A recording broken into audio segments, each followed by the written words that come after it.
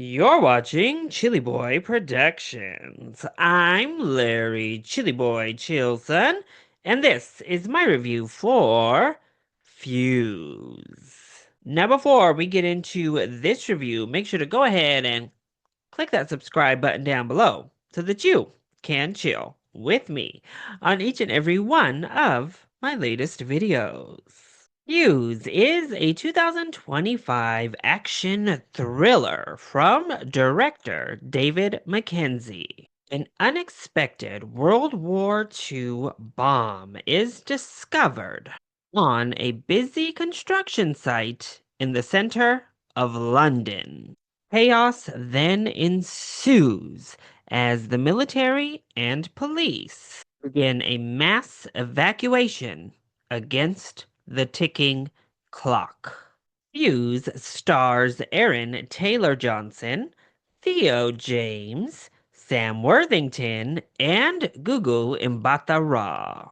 So I got to see the world premiere of Fuse at the 2025 Toronto International Film Festival. And funny enough, this comes from the director of Relay, a film I just recently saw as a mystery movie and quite enjoyed, which premiered at last year's 2024 Toronto International Film Festival. So when I learned he had done Relay and was reteaming with Sam Worthington, I was excited to see what Fuse had to offer. Plus, you put Aaron Taylor Johnson in a film with Theo James and Gugu mbatha-raw? Yeah, I'm gonna watch anything that has that cast. And thankfully, I had a really good time with Fuse. So let's go ahead and talk about the positives first. Well, this cast absolutely kills it. I think Theo James steals the show here. He is wonderful. I loved everything about what he does with this character, this slightly devious, kind of mysterious man throughout the film. Oh, he's so good. It keeps you on your toes and completely enthralled, start to finish. Aaron Taylor Johnson also plays a quite layered character, and you can feel there's a lot to unpack with him from the moment we meet him. And he does a great job at depicting that in really small, subtle ways in a film that by and large is very broad and not subtle. And then we have Sam Worthington, Gugu mbatha-raw, and pretty much our entire ensemble cast who all also come through and deliver here. I think everybody is really strong from top to bottom. Even these minor character actors who really inject personality and character, they give us a lot of comedy that works really well to build out this entire film. So a really stellar ensemble cast here, led by fantastic performances in Theo James and Aaron Taylor Johnson. And this is exciting. Pretty much once that fuse gets moving, all the way through to the end of the countdown, if you will. This film had me hooked. It had me trying to figure out what was happening, what was going to happen, what were all the different angles. There's a lot to try to figure out here. Some of it, you can't really figure out because I don't know that the pieces are properly laid, but we'll talk about that again soon. But for just a good old action film thriller, it feels like a throwback to maybe the 90s there. We're racing against the ticking time bomb as we try to unravel the mystery of why this World War II bomb is where it is. And it executes that very well. And it comes in just over an hour and a half. This is a fairly short film, which is perfect for the type of film it's trying to be. It's tight. They've trimmed all the fat off of this thing, and it's just go, start to finish, delivering that type of throwback, old school, ticking time bomb action movie you want to watch. Plus, I think the twists and turns are a lot of fun once they start really unfolding, really showing their cards. It's a good time. Nonsensical in many ways, but a good time nonetheless. So then, what doesn't work so well when it comes to Fuse?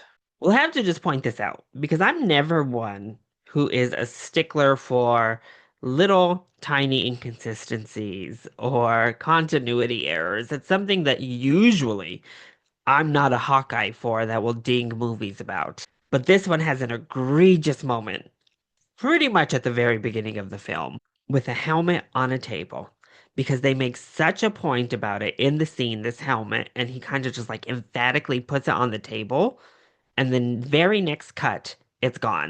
And what makes it so egregious is that they basically draw your eyes to this helmet for you to see that it disappears in the continuity. It was crazy. I was like, okay, what's going on here? It really sets you up to be worried because it happened so early and it's so egregious. And I'll say the script, not great. Again, I don't know that most of these twists and turns are all that sensical. It's a lot. It's a lot happening. We got to jump through a lot of hoops to get to where we're going. The dialogue wanes. The jokes are funny. A lot of the banter is a lot of fun. Theo James really delivers his material in such a fantastic way that it's great. Then some of the other dialogue, you're like, oh, okay, this is also dated back to say the 90s. It is a pretty slight film overall. I don't know that it has all that much to say. The director at TIFF pretty much said as much. He just wanted to deliver an entertaining action movie.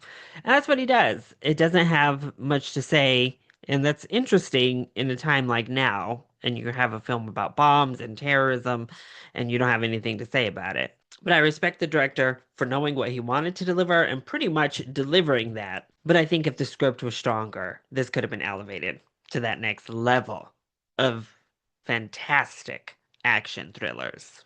But hey, we do get a whole lot of shirtless Aaron Taylor Johnson. We even get some Aaron Taylor Johnson booty. So I think that makes up for a weak script, don't you? So it can't be all that bad now, can it? But in seriousness, I did have a lot of fun with Fuse. If you want to just go in, have a good time, roll with the punches, whatever they may be, this is a pretty good one to do it with.